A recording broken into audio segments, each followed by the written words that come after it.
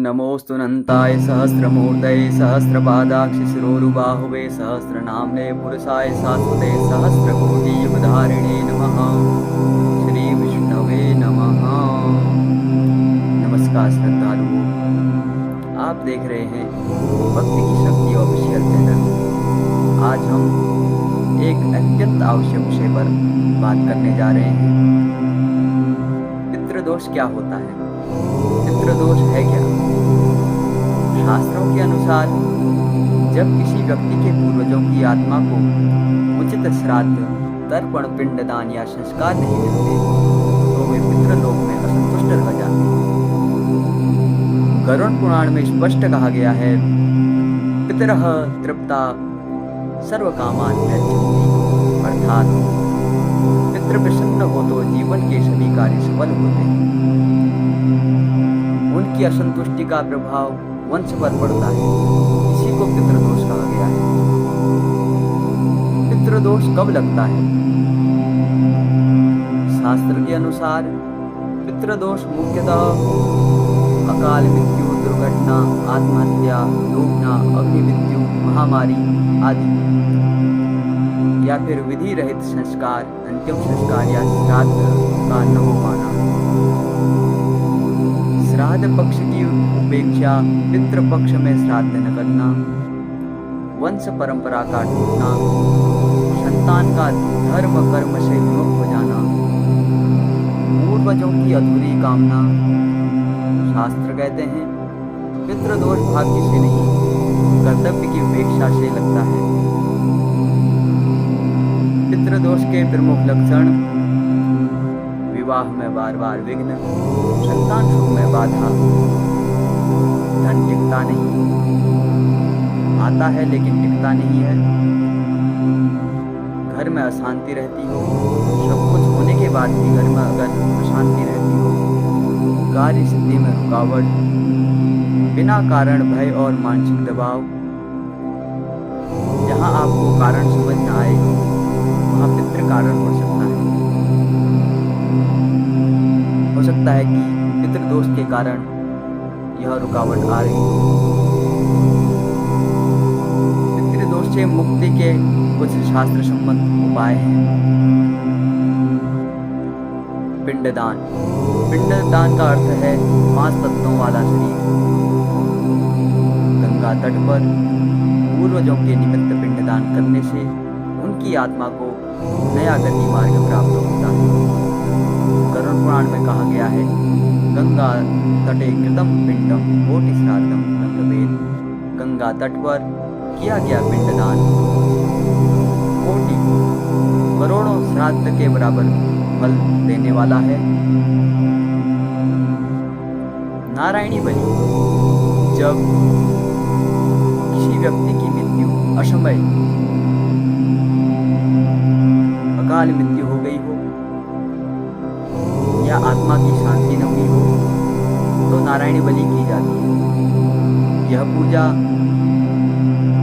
पूर्वज को नारायण भगवान से विलीन करने की एक विधि मानी गई है।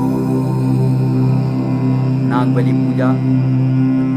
यदि वंश में सर्पदोष, संतान बाधा या अचानक मृत्यु हो तो नागबलि पूजा अत्यंत आवश्यक मानी गई है। त्रिपिंडी श्राद्ध। जब पिता, पितामह, प्रपितामह इन 3 पीढ़ियों की शांति एक साथ करनी हो तो त्रिपिंडी श्राद्ध किया जाता है। यह विधि वंश दोष को जड़ से ही शांत कर देती है। आपके यजमान के सामर्थ्य के अनुसार, संकल्प के अनुसार इन पूजाओं के साथ साथ गायत्री मंत्र का जाप, पितृ गायत्री का जाप, नमो भगवते वासुदेवाय का जाप और गीता का पाठ, विष्णु सहस्त्र नाम का पाठ, पंचसूक्तों का पाठ अत्यंत फलदायी होता है। जब भाव जगता है और विधि दोष तभी मिटती है। हरिद्वार तीर्थ क्षेत्र में ही क्यों? हरिद्वार माँ गंगा जी का प्रथम विवाह स्थल है। यहाँ किया गया पिंडदान सीधे पितृलोक में फल देता है।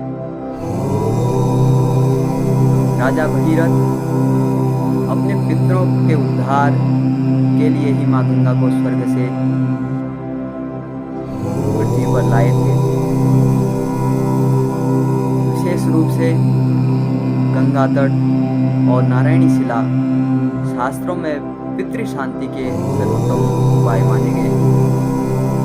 भक्ति की शक्ति, शुद्ध विधि की सेवा, भक्ति की शक्ति ऑफिशियल चैनल के माध्यम से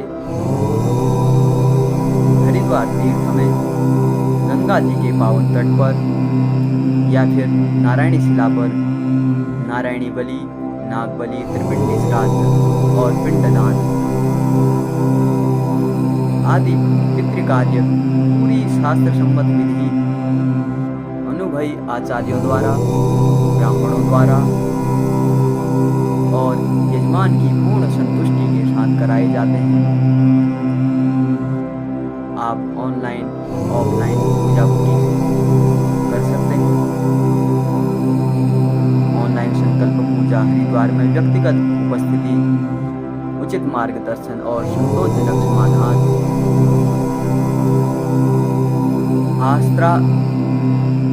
आस्था शास्त्र संतुष्टि, भक्ति की शक्ति यही है।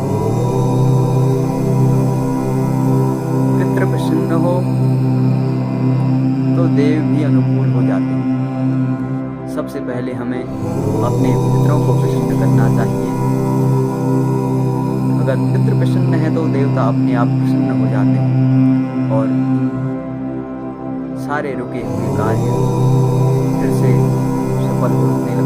आप पितृकार्य अपने पितरों की तिथि पर, अमावस्या पर या किसी अन्य दिन आपकी सुविधा के अनुसार आप कभी भी पितरों को याद कर सकते हैं। उनकी तिथि पर उनको याद करना आवश्यक है। आशा है कि सभी भक्तों के पितृ प्रसन्न हो। अगर आपको वीडियो पसंद आए तो लाइक करें, शेयर करें, भक्ति की शक्ति चैनल को सब्सक्राइब करें। जय पितृदेव, हर हर गंगे, जय मां गंगे।